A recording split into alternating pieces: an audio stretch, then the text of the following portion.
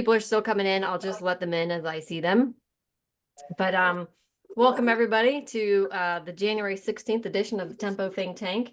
This was a COVID happy hour gone awry that actually accidentally turned into an industry think tank where we just started sharing best practices on how in the world we're going to survive that pandemic life and calling shows from home and producing shows from home. And what about battery backups and all this audio stuff coming out our two little ears, and what is a platform and what is Unity, and it ended up growing Tempo's business and getting a lot of us work and keeping us company in a really crappy time in the event world. So Tom has joined us one time before during the pandemic, which I thought was really fun, and I thought it was time to bring him back.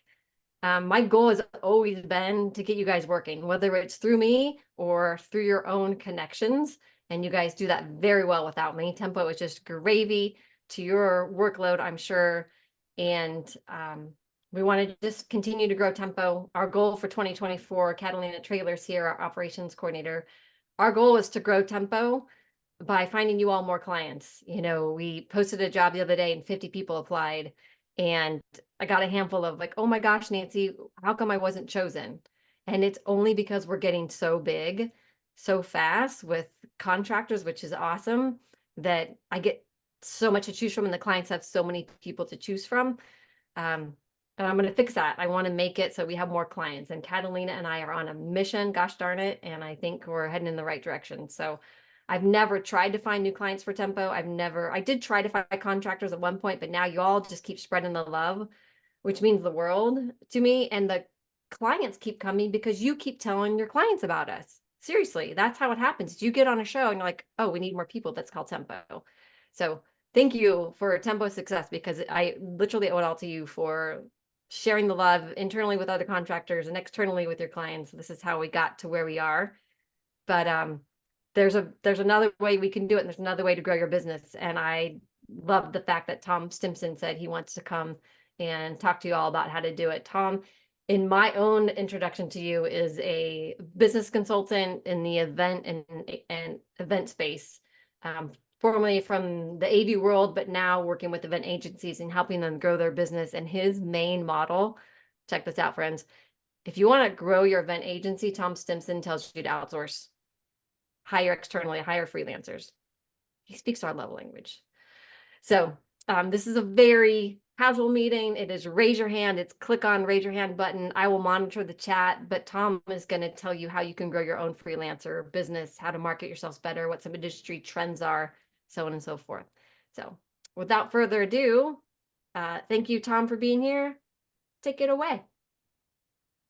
Well, awesome. Thank you. Lovely introduction. All right. This is going to be real informal. I'm dropping in the chat a Google Doc, which is my notes. So everybody, if you want to go look at that, if you just like to follow along, if that's your thing, there they are. Enjoy yourself, knock yourself out. I will, for those of you who don't know much about me, way back in the day when Ken Freeman was young, I was a freelancer back in the 80s. I mean, I know old school AV. I did slideshow days,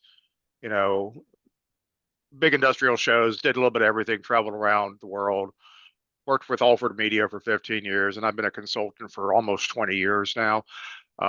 So I've got a lot of experience on all sides of the ballroom, both sides of the curtain, although I was a backstage person. So when I talk about you guys, it's because I used to be one of you. I was a freelancer for a long time. I managed to an early version of Tempo was what I used to do. I had my own agency in Dallas. If you came to North Texas, chances are, somebody from my crew was on your shows. So this is more near and dear to my heart than you can probably imagine. So I love freelancers.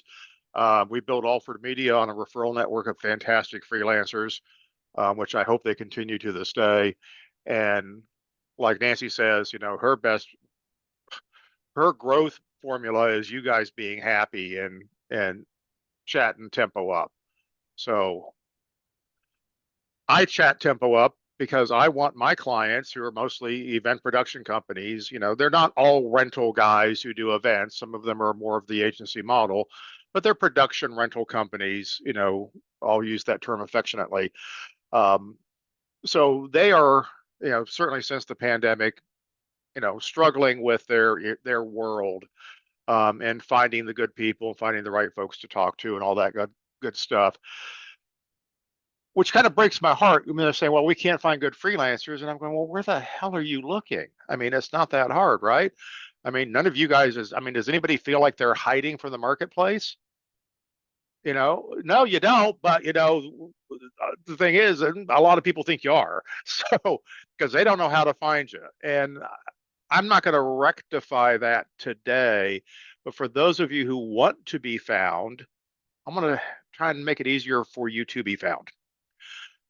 So I'm going to talk a little bit about marketing, and really, what can you do to find more of the right clients? As Nancy was saying, you also want to deter the wrong clients. You don't want people who expect you to be the show caller and come out and load trucks, right?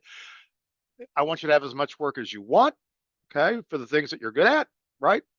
But I also want you to be aware of what your potential buyers, at least in my world, and I deal a lot with the agency world too. I was talking to Bill Bunkers the other day. We keep in touch because his clients are more of the traditional, Bill Borschacter are more of the traditional, working with the production agencies, the creative agencies that were my clients back in the day. That's how I know Bill. So, it's a fun world. I love being a part of it. So, having said all that, my thesis for the day, the thing that I just want you to get out of this, if you get nothing else, is that freelance marketing, okay, starts with you identifying who your ideal customer is, which means you know who your non-ideal customers are. But what's the profile of the companies that you want to do work with? How do you connect them to what you do well as opposed to what you might do, right? And most of you are here. The way I differentiate this audience from some of the other freelance pools is that you're generally a group of people, and I know who many of you are, who know what you don't know. And you're in a battle against a lot of people out there who are also freelancers who don't know what they don't know. I'll tell a quick story here. Way back in the day when Alfred Media first started, it was probably 1990, 91. And one of the founders, Danny Harris, I don't know if you guys know him, freelance projectionist. I don't know if he's even retired or not.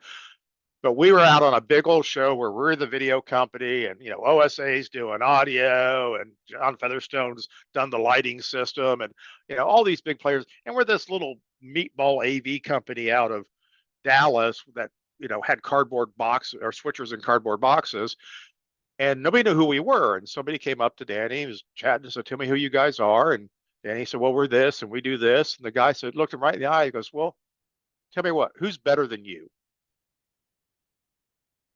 Which is the hardest question for somebody who doesn't know what it means to answer. And every one of you can answer that question because you said, I know 5 people who are better than me. And I would never refer somebody to do what I do who wasn't better than me. And when Danny couldn't answer that question, that person and everybody he talked to knew that we weren't ready for the show. He brought that story back. We understood, and man, we got ready for the show. Right? How are you going to play in this world? So you guys, I can consider you guys are already playing this world. So you need to connect yourself to the buyers that allow you to do what you do well, charge them what you're worth. And here's the kicker, and here's the one we all forget. So you can make the money you need to live, you need to save money, and you need to be able to retire. Because nobody wants to die on headset. I personally know 3 people who died in their hotel room the night before a show. I don't want any of you to be that person, right? So you're working for something just like everybody else is, and part of that should include whatever you consider retirement to be. Now, pipe in question, comment anytime at all. Let me give you a few trends that are going on. I want to tell you about the conversations I'm having with people who are trying to hire freelancers.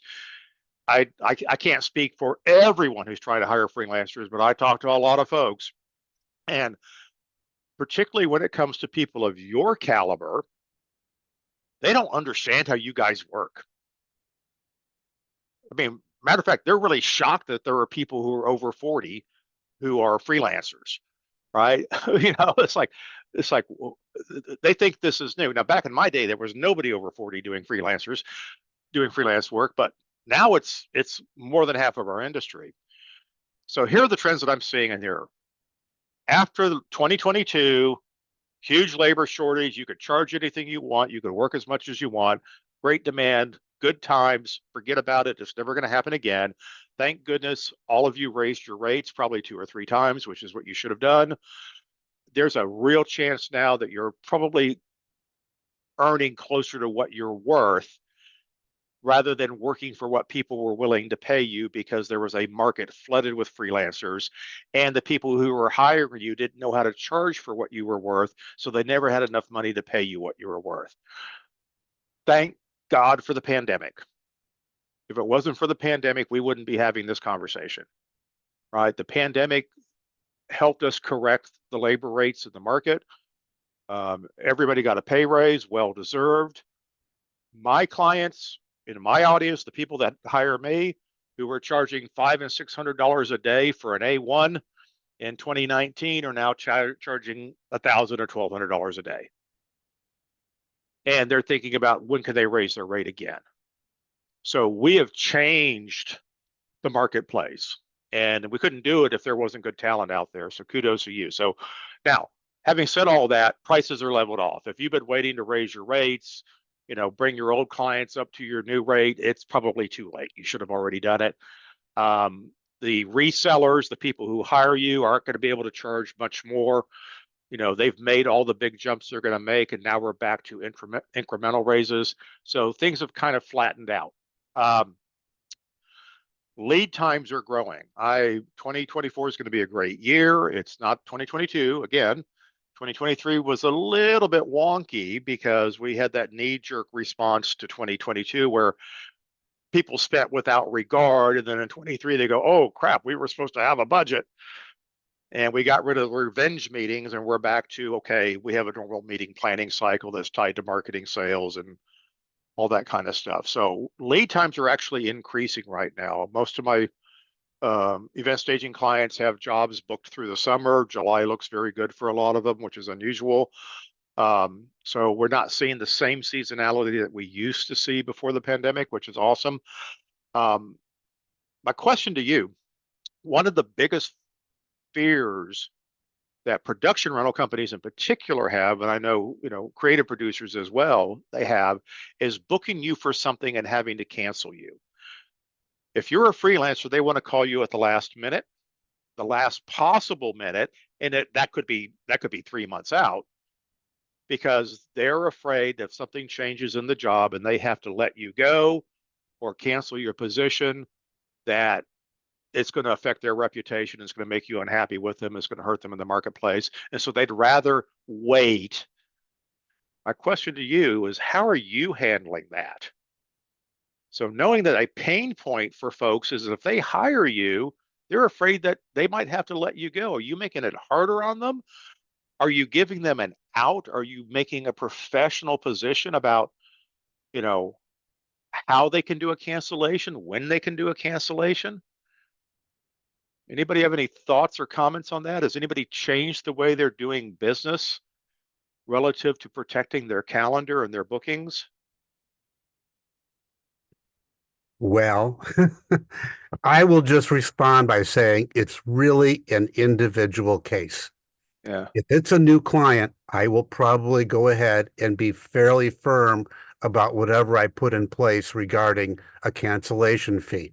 If it's a client that has been existing for quite a while, you know what? I get it. They're not going to Perfect. go away. Yeah, good deal. Jay, what were you going to ask or say? Hit the mute button. Yeah. You think I'd know how to do that by now? Um, I do the same. It's based on client. I Yeah. had a last minute cancellation the day before because the in-house people made a deal with them and Yeah. promised them big breaks at another hotel, and I just had to take it. Yeah. You know what I mean? Like, yeah. So But the good thing is that what I'm hearing both of you say is that you have a policy. You can choose whether or not to enforce it. Okay, and you're going to enforce it appropriately, which I think is great. Okay, but particularly because I want you to have new clients. If we can find ideal clients for you, I want you to be able to go in there and say, look, guys, we need to have a conversation. Tell me what you need. Tell me how firm the job is. Okay, and I'll tell you how far out we can work on it. Right. So this is an important part of this, is building a working relationship with these buyers. Um, Go ahead. Tempo does have a policy, a cancellation policy on our service agreements that our clients sign. It is a case by case basis as well. And I had 2 contractors at one time, same weekend, call me, and one said, "Hey, they're sending me home a day early. Can I charge for it?" And I was like, "It's a conversation." I'm like, "So how was the job? They were so great. I really want to work for them again. I'm not going to charge for it." And I was like, "Okay, then don't, but I will stand by you. If you're on show site and they canceled your last day, you're owed it. It's according to the other contractor." Call me, tell me what happened. She goes, "Oh my gosh, they're such jerks. They're inconsiderate. I don't like them at all. And the show's going to end a day early." And that I go, "Do you want to charge for it?" She's like, "Absolutely." Yeah. So she did, and they paid for it. And the other client said, "Of course she cannot not charge us. We're going to pay her for that day. We loved her." It was just, Yeah. but it's just Yeah. different Good. situations. But I always have an agreement Karma. set for you all. Yeah, I always have a policy for you all. And sometimes the client's policy will override ours. And I try to communicate that to you before you get on show. So when you're looking for your ideal client should include somebody who's willing to accept an agreement. There are a lot of companies out there that are afraid of agreements. They're afraid of potential obligations. They don't like the legalese, right? They still think it's the wild, wild west. Okay. And you guys are still pushing road boxes for concerts. So work on those agreements. Make sure that you're clear about those things. Brian. I had a horrible last year. I had one client that canceled about 3 shows in my fall, and it really shook the world for me. How would you recommend introducing some type of cancellation to a client that you've had for years? It would be a new thing. I haven't done that for most of my clients, but now I'm very interested in doing that. I'm curious on your recommendation for how to introduce that and when to bring it out. Yeah, there's a great conversation starter saying, "Hey guys, what's changed in your world lately? What do you guys do when a job cancels out?" Right? It's like, man, I know that's tough. But the honest thing, you have to have an honest conversation. Say, look, you guys have been great. You've never canceled me, or whenever you've canceled me, it's been for a good reason. But here's my policy now. This is what I have to do to protect myself. And it's a different, like everybody else said, it's a different conversation with somebody who's been a loyal buyer of your services for years after years, okay, versus somebody who's not going to be happy with that conversation that you worked with for years. Which one of those is an ideal customer? Right? So if they're an ideal customer, then this is probably an easy conversation to have. If they're not an ideal customer, this is the conversation you need to have. Okay, create some boundaries, get some respect, and don't apologize. Just say, "Hey, this is industry standard," and there's 37 people on this call who will agree with you that is an industry standard approach. And Brian, I'm an open book. I'm happy to share some of our documents, that talk about that. And started at 2024. Hey, new year, new me. Get it now. Let's pretend it's the new year, new you. Yeah, and a good agency will have a cancellation policy in their back pocket with their client. So if you have collected this information well, you've done your homework on your potential client this right now, the prospects of them sort of seeing this are something basically that probably fit into their existing game plan. And if they don't, as Tom was saying, that's a hint. Yep. Good. Somebody in the chat. Yeah. Go ahead, Brian. I just wanted to say thanks and say hi to Ken, an old friend. He's a good guy. I don't care what anybody says. Talk a little bit about pricing here. There are a lot of what I call non-premium freelancers out there selling premium rates. In 2022, man, they were living high on the hog. They could charge $900 a day for somebody with $400 a day talent. And, I always used to tell my clients, I said, well, who's better, a $500 a day video director or $1,000 a day video director? They're all the $1,000 a day guy. Well, then you better hire them if you need a good one, right? I don't say that anymore, right? Let the buyer beware. There's a lot of people out there who don't know what they don't know. So be very protective of your rates. Lisa asked a question here about, how do you ask a client for a rate increase? You never ask a client for a rate increase. You tell your client what your rate is. Do not ask permission to buy groceries. Okay. I tell my clients, never negotiate a rate with a freelancer. Why would you ask somebody to work for less than they are worth? How is that going to be a good relationship? Either you hire them or you don't. Right? So if I call Doyle up and say, hey, Doyle, what are you going to charge me for this? And he says, well, I'll do that show for $5,000. I'm not going to go, well, would you do it for 4,000? Well, that's not starting off on the right foot. Either I hire them or I don't. Right? And that's what you need to expect to happen on the other side. And the best response to, man, that's a really high rate, is one, silence, or yes, it is. So don't apologize for your rate and don't ask for permission to charge your rate. Now, go ahead. Please, Miles, give us wisdom. There is a counter to that with production companies, and their counter will happen before you have an opportunity to address that specific point. Specifically, it is, Miles, we have an event coming up 5 days in Orlando. This is the rate we have budgeted. Do you want to go for it or not? Yes. And I will say that typically that is close enough to make it work, and they're betting on that. They know what my rate is and I know what they're doing, and you know what? I get it. It's cool, but that's one way for them to counter that conversation that you just brought up. And kudos to them, because that is good buying. But, and you know this, Miles, you still have permission to say, I can't do it for that this time. Right. Of course. Right. So, sometimes we have to push back. And this brings me into the whole thing, the trend about channels. Okay. So if you don't understand what channels are, an end client is the end buyer. Most of us don't work for end clients. We work for an agency who hired another agency who hired a B2B supplier, and we're somewhere in that food chain. Chances are, when we're hired, our rate is getting stepped on 2 or 3 more times before it ever gets to the Fortune 100 company. That's what channels are about. Where do you sell? So if you sell to my primary audience, which are the production rental companies who are doing, some of them, huge events and hiring producers and directors and floor managers and everything in between, their rate, they may be paying you $800 a day, and they may be charging $1,200 or $1,400 or $1,600 a day. Okay. But somebody else is taking their entire fee and putting another 20 and 30 points on it. Your rate has to reflect the channel that you're selling into. So when I tell you respect channels, the closer you are to the end client, the higher your rate is. So we don't need to have one rate. One rate doesn't get you where you want to be unless you only want to work for one part of the channel.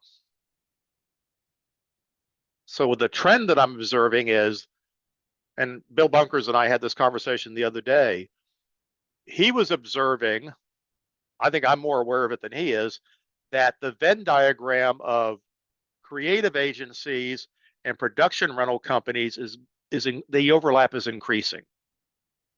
Most of my clients have creative directors, producers on staff, production managers, AV equipment, audio engineers, the whole thing. It's like the old multi-image group model, right? We sell creative, we create content, we produce shows, we do themes, we make videos, and then we stage the show.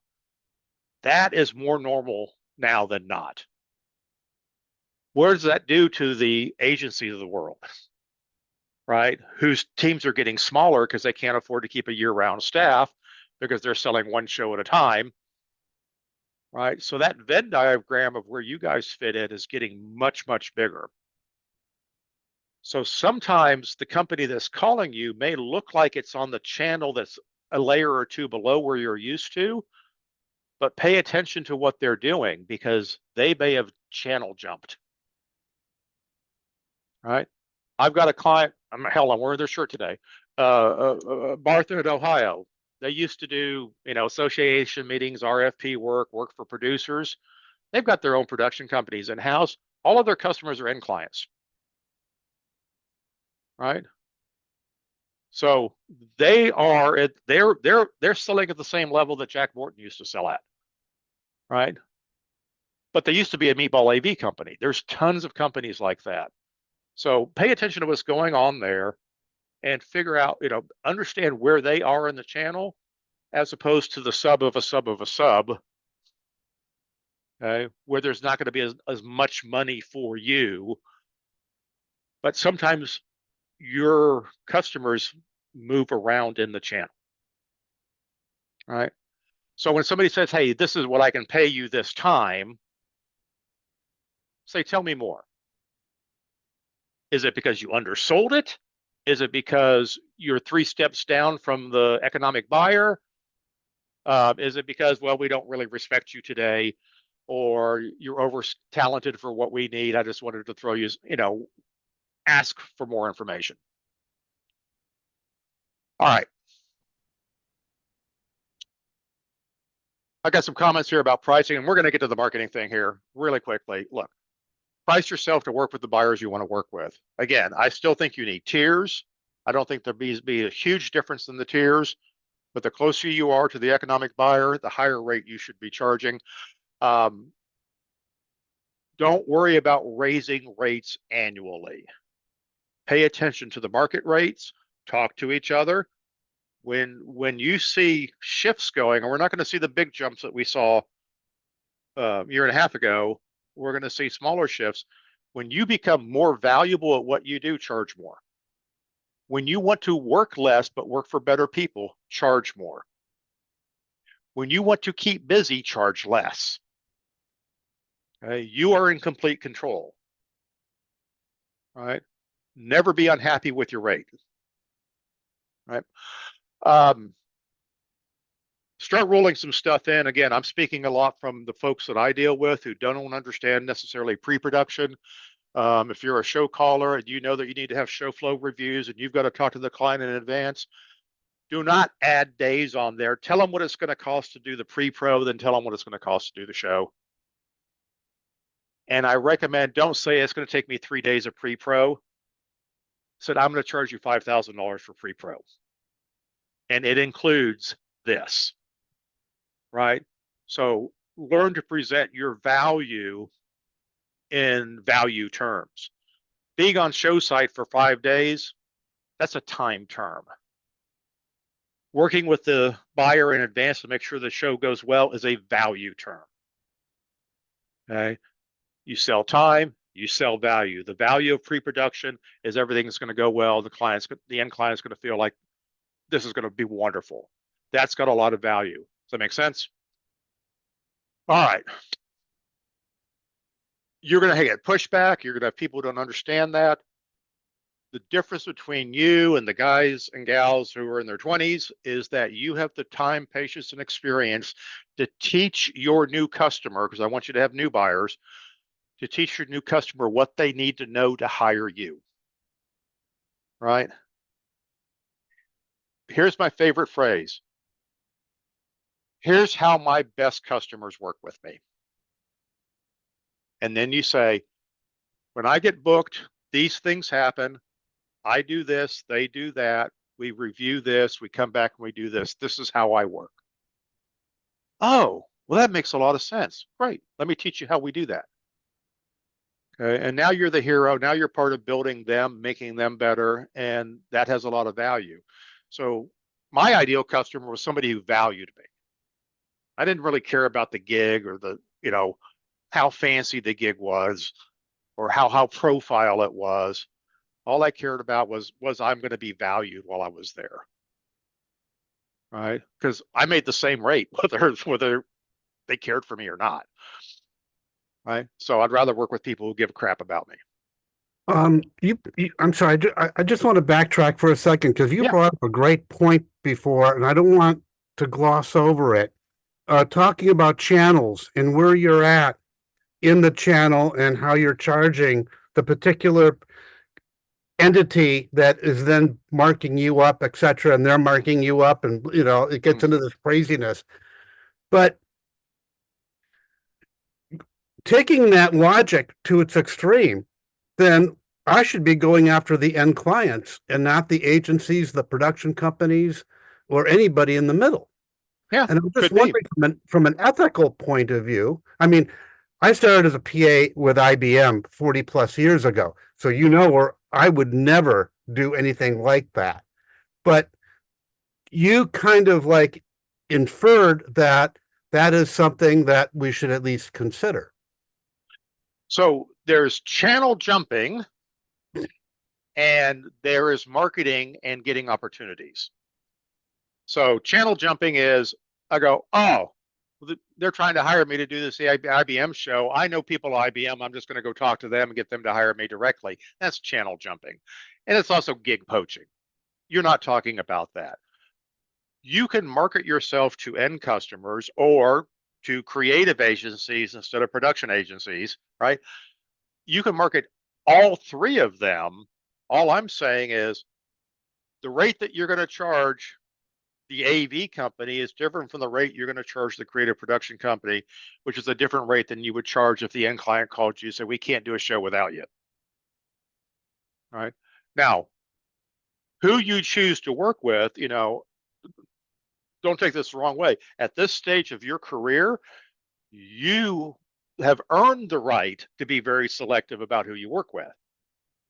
So there's nothing wrong with saying, hey, here are the people I've worked with in the past. If they will hire me, I will make their event better. I will help them hire the right agencies. I will be their advisor. It has nothing to do with, what you do on show side. Is everything you do with them getting a better show. So you're adding value in a different place if you're doing that. And if I may, Tom, this is Leah. Hi, Miles. Hi, Leah. One of the things that I've seen of late is that as some of these agencies become some of the larger agencies that didn't make it through the pandemic, and so now we're seeing a lot of groups of people that are forming small little agencies, or some of the work that used to be more of a large bucket show is now has a much smaller budget. I actually, because some of the shows I worked as a person in an agency, some of those folks have now reached out because I'm freelance, and instead of one of the folks said, I don't have the money for the Cadillac version that we used to do pre-pandemic, but we still need production support. So would you be able to come on and do this as, working direct for us as a supplement to our internal team? And I just believe that that's something, you have the conversation with your agency partner that brought you into the relationship. And, because in some ways it keeps the door open for them again as well, once they're ready for the Cadillac version. So I think it goes back to, at the end of the day, we're a people business, and we just have to be willing to have conversations, whether they're hard or, uncomfortable. But the bottom line is the agency said, sure, if you want to do it, go take it, because we're not interested in a $250,000, small meeting. Whereas for somebody like me, great, I'll take it. And, I'll build the business, and, that works for me. So I think, to your point, there's a difference in poaching the client and being open to creating the relationship in a new way, as long as there's transparency amongst who brought you into the party. Right. And remember, a lot of your value is your experience. Okay. Obviously, you're going to do a great job on show site, but a lot of your experience comes into play before we ever walk into the ballroom. And they're not hiring you to work for 5 days. They're hiring you because you've got 15, 20, 30, or 40 years of experience. Right. I'm a business consultant. I solve problems in 10 minutes that would take other business consultants weeks of research to figure out how to do. I do not charge any less for that solution. Right? If I can teach a client how to make $1 million, that's worth $100,000. It doesn't matter how long it takes me to do it. Okay. The value that you can bring to secure the efficacy of the event is priceless. All right. So get away from just thinking about selling show days. Think about what you bring to the party in advance. So let's talk about marketing. Wow, freelancers suck at marketing. It is so easy to do. Have you heard of Squarespace? All right. I'm going to speak in very broad terms. I don't care how long you've been in the business. If you want more of clients and you want better clients, okay, please do the bare minimum of marketing, because you are so hard to find, you're so hard to learn about. And we're dealing with a generation of buyers who, guess what, do not call people on the phone.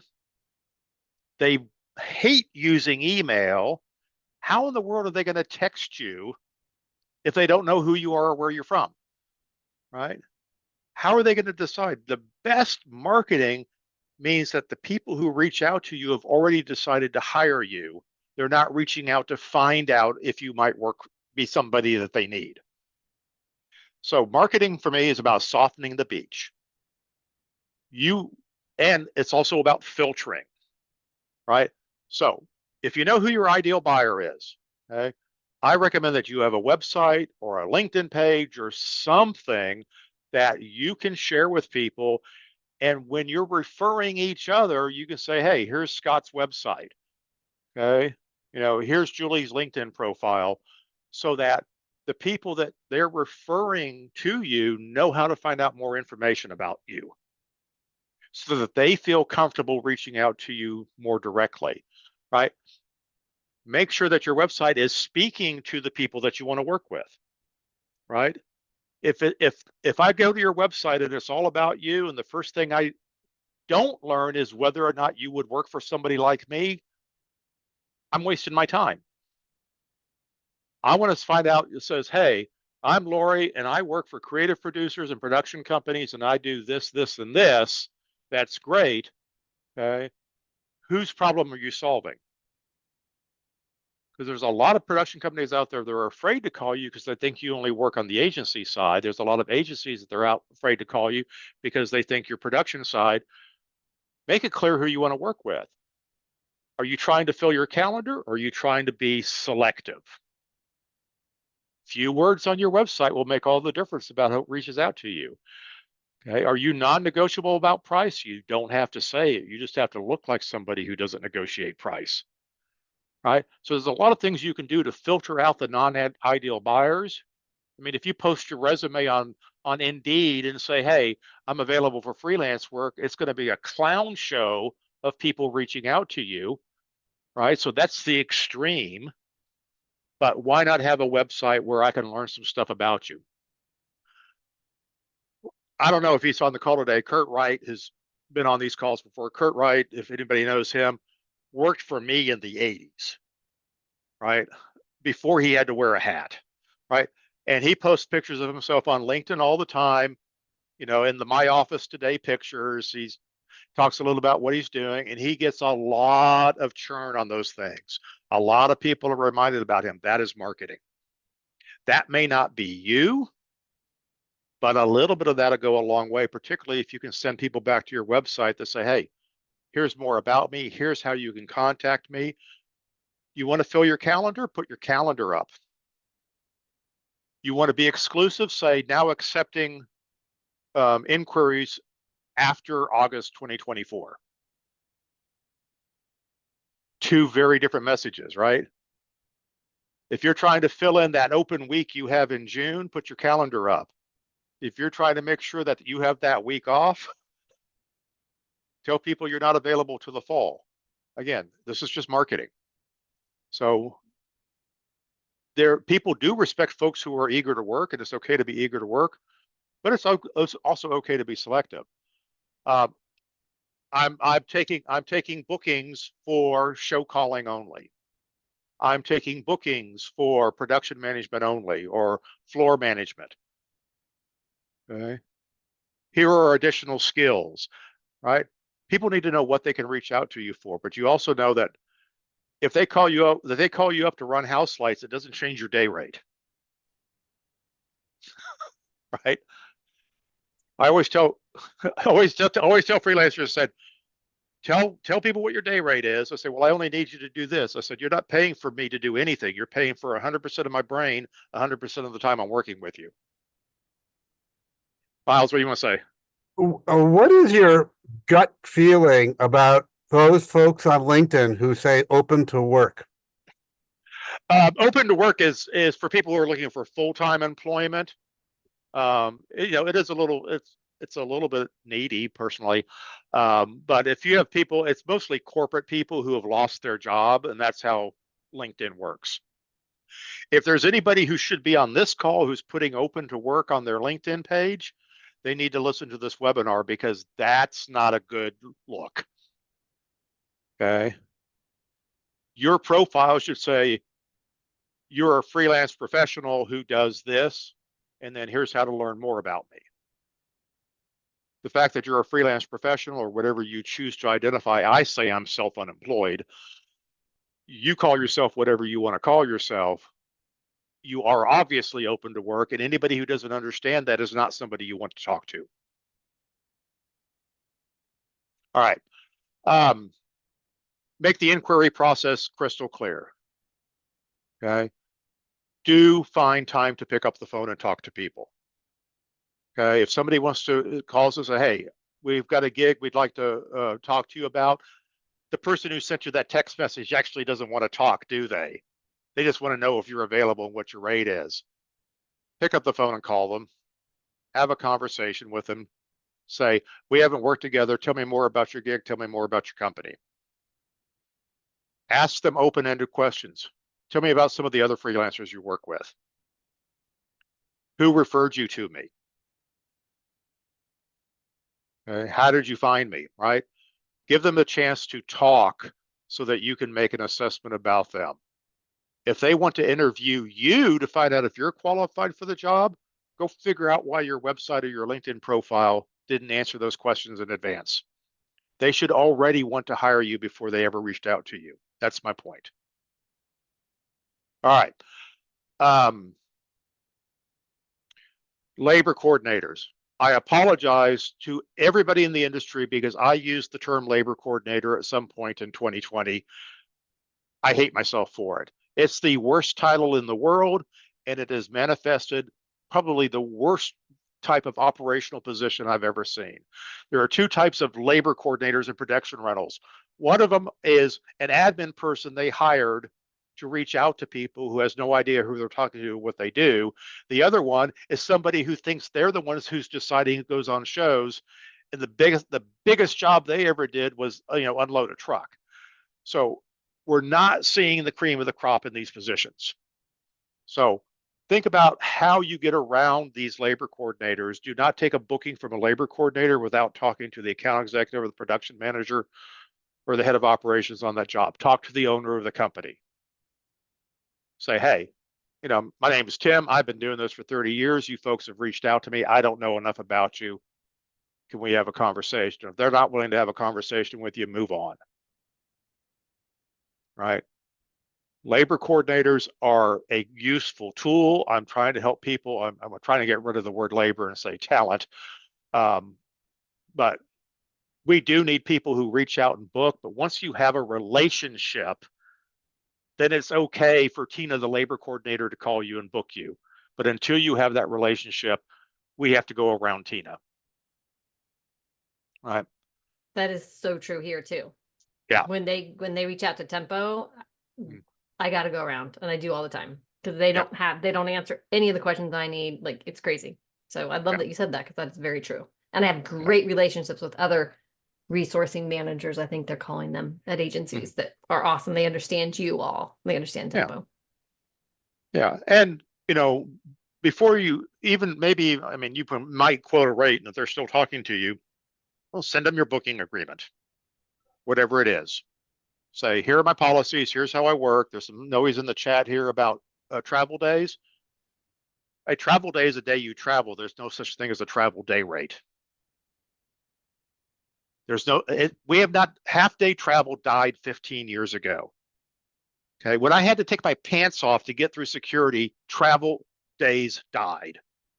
Back in my day, we charged a half day of travel because we'd walk up to the plane as they were closing the door after we parked our car 5 minutes ago, right? It takes a half day to travel anywhere. And the fact is you can't sell yourself anywhere else, right?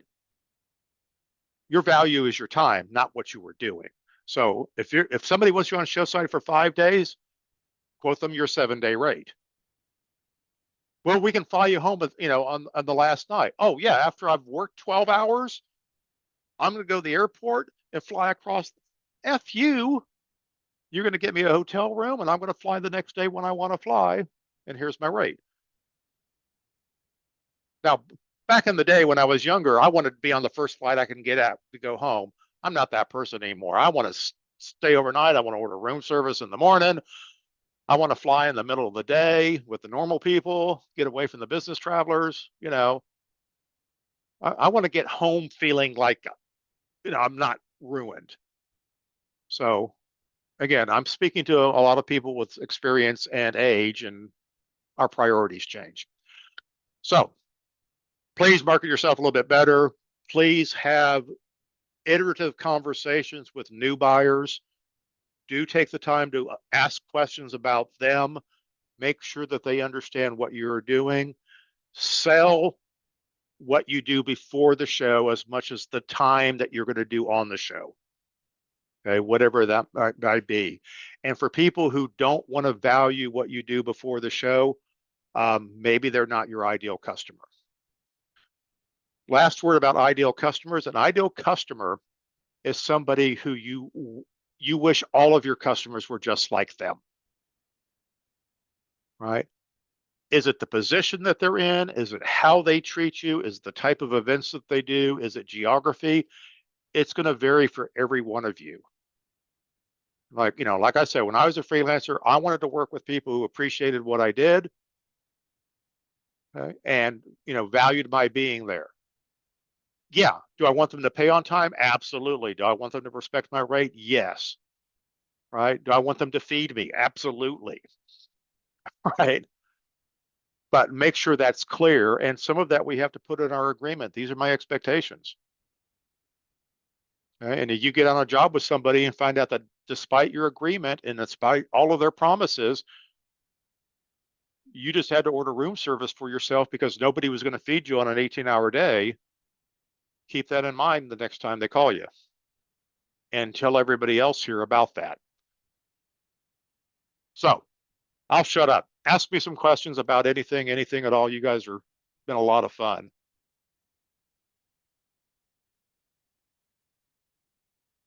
Referrals.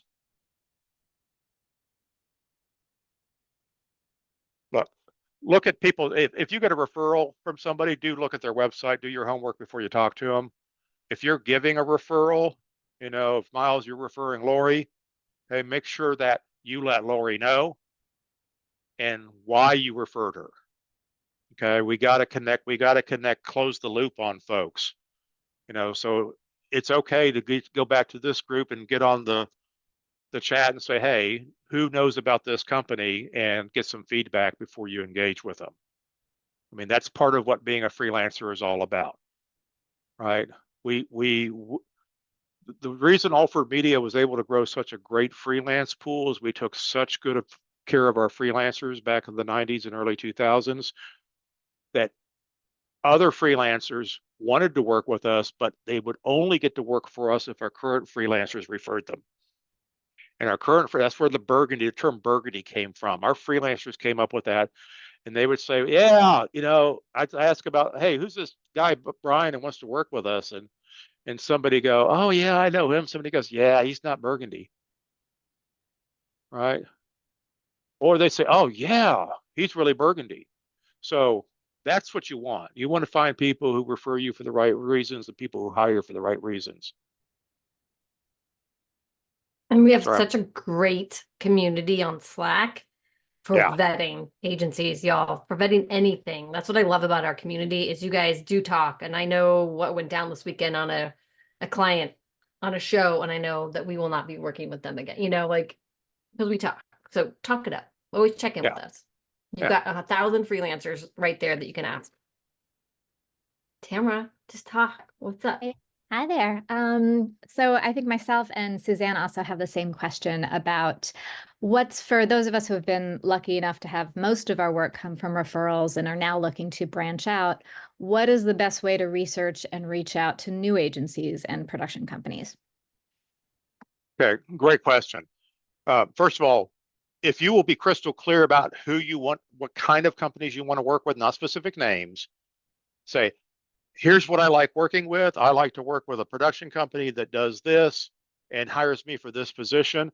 Get there on Slack and say, guys, give me some recommendations on people to reach out to. See if you can get introductions.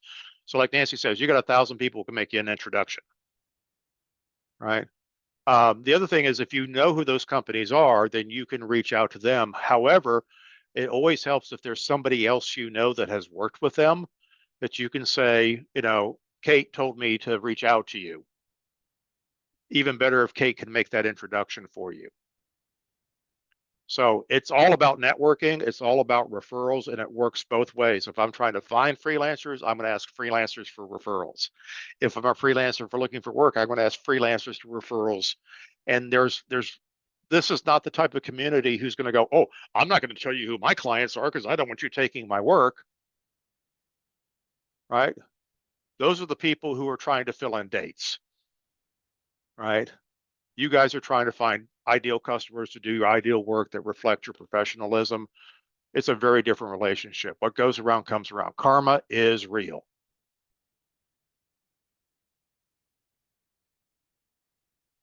Good question. That's great. Miles, what's up?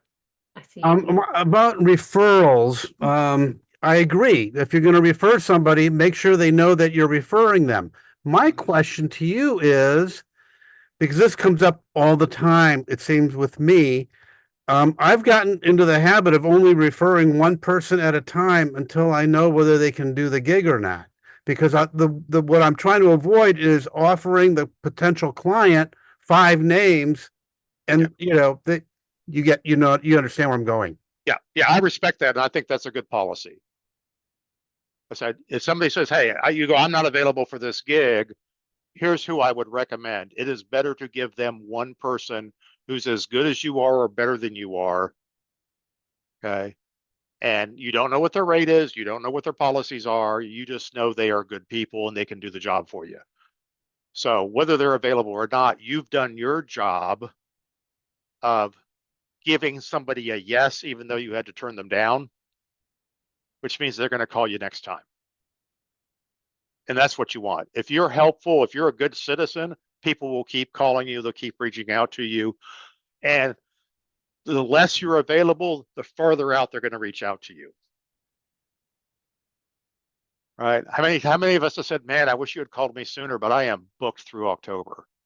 Man, doesn't that feel great? But don't leave it at that. Say, tell me about the jobs you have after that. Or I can't do it, but I know Tempo probably can.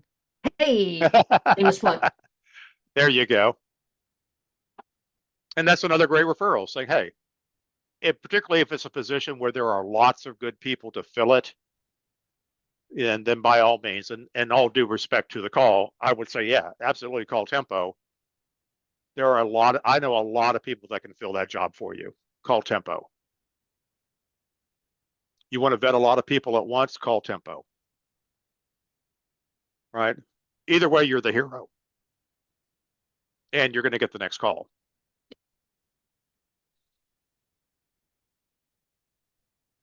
We got 3 minutes left, friends.